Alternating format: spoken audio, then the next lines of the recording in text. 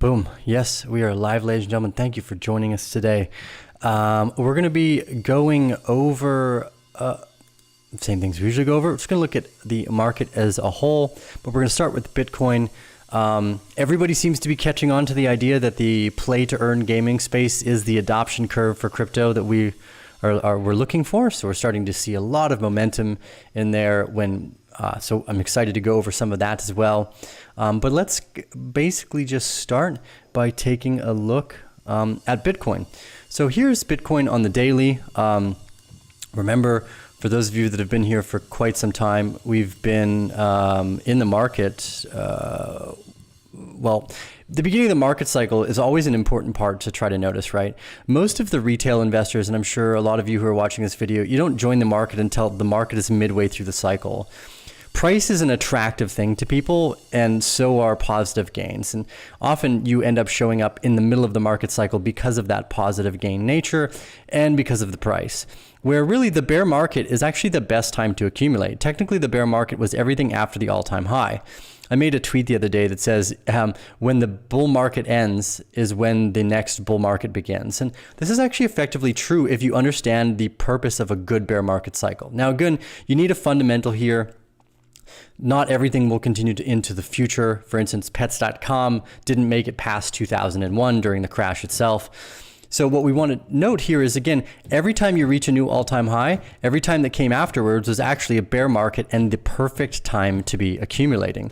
It was one of the most effective times to be accumulating. And if you follow that sentiment that the bear market is the time to accumulate because that's what bears are good at doing, you will be infinitely more successful than the bulls who enter the market halfway through.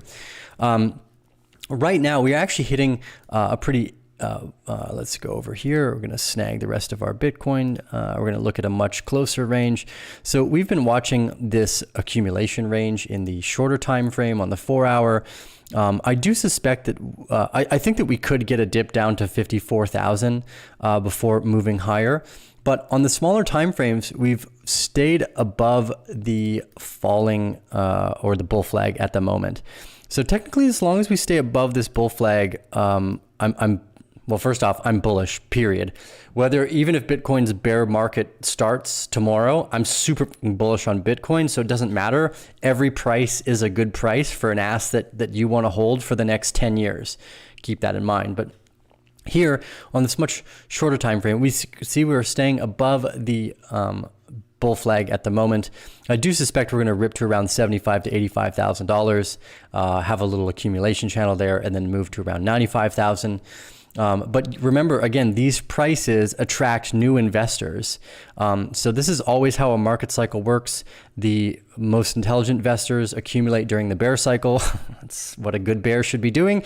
And then the bull market comes in where it's very easy to mark the price up. And that's usually where retail gets sold into the market, and where also the bigger players can take some of the profits into the retail hands. Now, if you were up to date on the Sequoia article that we dropped in the private group, or if you just happen to like studying, you will note that some of the world's biggest funds said we made a huge mistake by actually changing or closing out any of our positions. And in fact, we shouldn't have closed out any of our positions. That's what a lot of these bigger players are starting to recognize, that it's actually more effective to just be in the market than it is to try to take profits.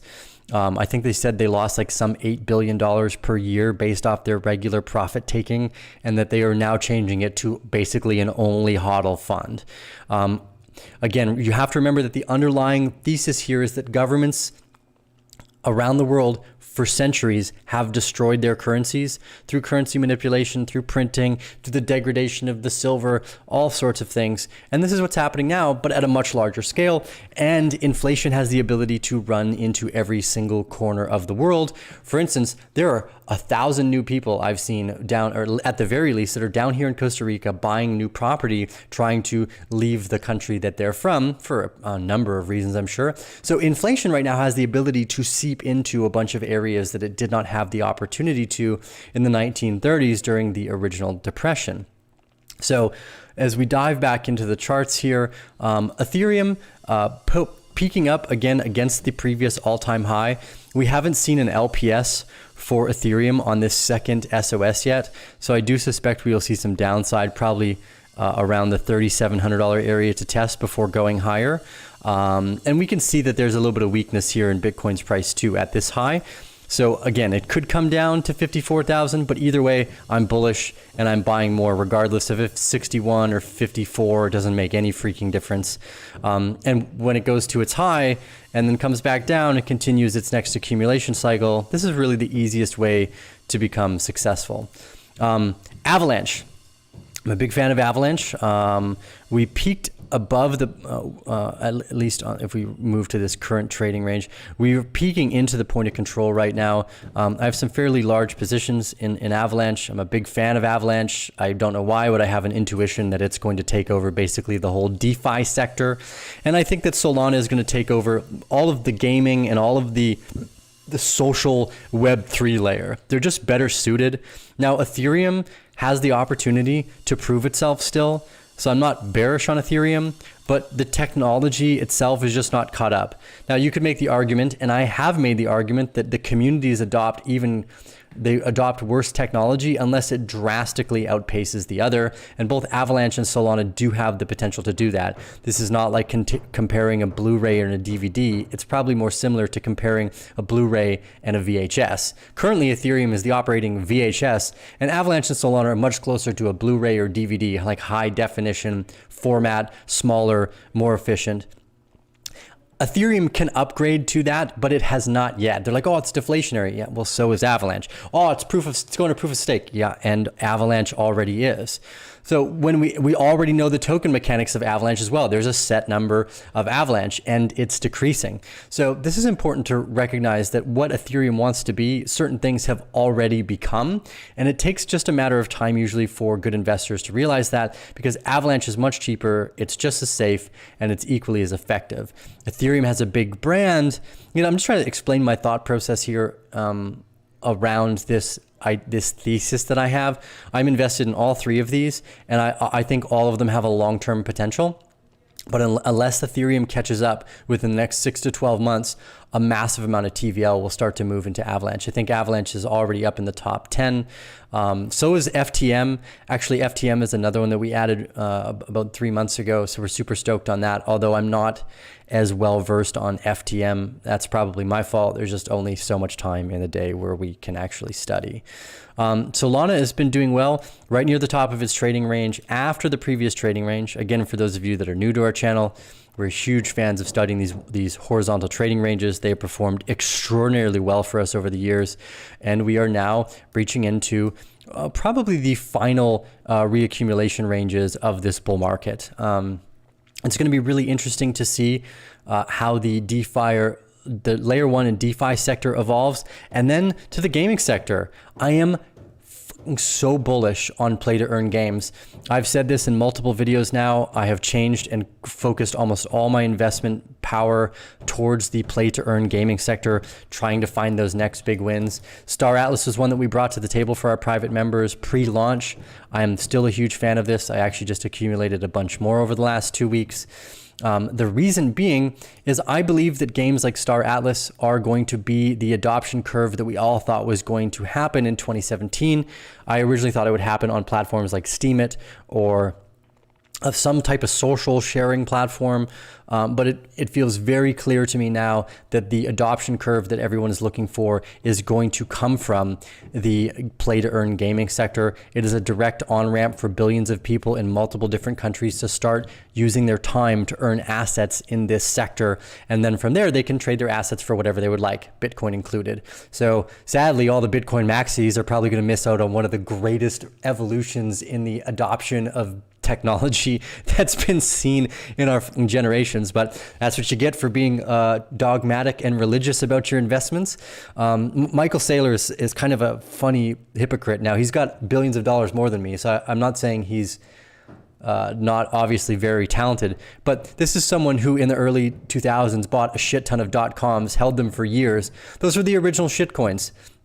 They were not buying Amazon.com or assets in Amazon or whatever, Google or any of the big companies at the FANG stocks at that moment. He was buying digital assets. .coms are digital assets. .sol, .eth, .avalanche, whatever, are all digital assets. Video games, play to earns, are digital assets. And this is one of the greatest revolutions in digital asset ownership that we've ever seen. To think that it will just happen in Bitcoin is fairly... well, I don't even know the correct word for that. It's fairly ignorant to the past of how one would have gotten here to begin with. Like if you know you made $30 million by buying a .com, this is effectively what these are. These are like the early .coms. You are buying assets in early digital asset ownership. So it's a very, very interesting sector, and it's not one to be overlooked. I want to jump around here, and I want to actually go take a look at our fear versus greed index. And we also want to take a look at your guys' questions at the end of the episode. So stick around. We will be going over your guys' thoughts and questions. But for now, let's take a look at the fear and greed index. So this is a really simple pattern and way that we like to kind of measure the market's sentiments. Pricing effectively is a hallucination. The value of something is a hallucination. There is no value in any of these markets if all the humans died. Okay, that's clear. Humans' speculation on value comes from the human consciousness. If you remove all the humans, none of those things no longer have the value that we attribute them to. So that's a very important factor to remember. So the reason why greed and fear is such an important part of the market cycle is because this is where human emotion really displays itself in the price. So if we look over time, we've actually been really moderate over the last 3 months, just sitting in the moderately greedy area. You can see back here in August, we were actually in the same August greed area that we are today. We had a big dip down into fear in September for no particular reason. This is probably because so many people thought that it was a bull trap when they were clearly wrong. And then when we look at the year here, we're actually still not in a super greedy area. Once we start to peak out at around 80 to 90, those are generally where you would consider profit-taking areas. Although, again, if you understand my long-term vision, there's no reason to sell assets. There's just more reasons to find avenues for revenue. And at the max chart, you can see that we have oscillated back and forth between these fear and greed spaces quite frequently. One of the reasons why, again, this is so important is that it's very easy to accidentally borrow wisdom that you are not capable of actually displaying a true experience of. And it's one of the most often things that people attribute. It's very easy to just rip someone off by sharing a quote and go, yes, I can tell that I'm as wisdom-filled as the person who originally came up with the quote, but you lack all the underlying experience to actually have that wisdom, right?